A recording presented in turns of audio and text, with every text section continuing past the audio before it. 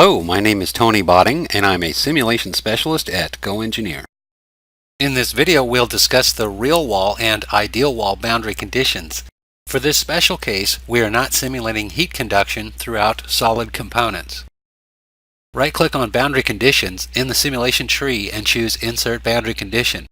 In the panel labeled Type, the wall boundary condition is the last icon. There's two choices here: the real wall and the ideal wall. The real wall condition is also known as the no-slip condition.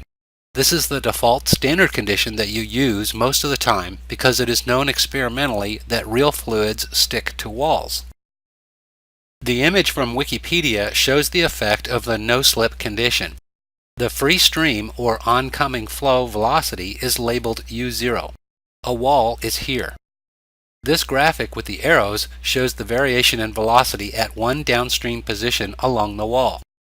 The fluid velocity starts out at 0 at the wall, and as you move away from the wall, the velocity increases. At a position shown by this dotted line, the velocity matches the oncoming or free stream velocity. The boundary condition where this occurs is the edge of what is called the boundary layer. So, the no-slip condition or real wall boundary condition will help to simulate the fluid boundary layer inside of pipes and around model surfaces such as wings and submarines.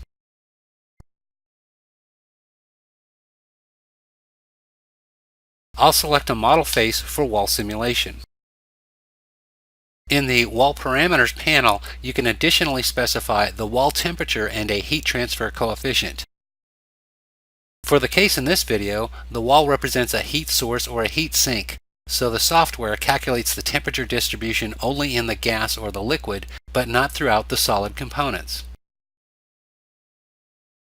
A roughness parameter is also available. The Wall Motion panel provides a useful option in simulations with moving walls. An example is for simulation of a ground vehicle.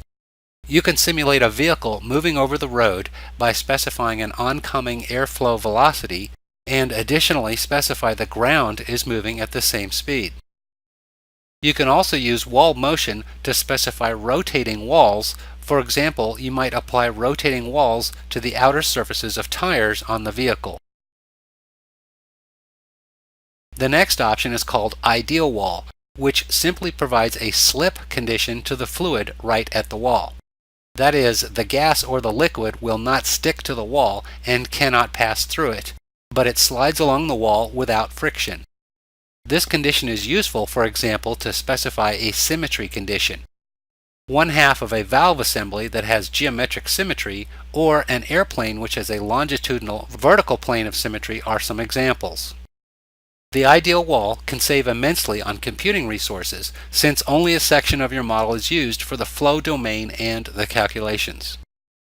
In this video, we showed the real wall and ideal wall boundary conditions available in flow simulation.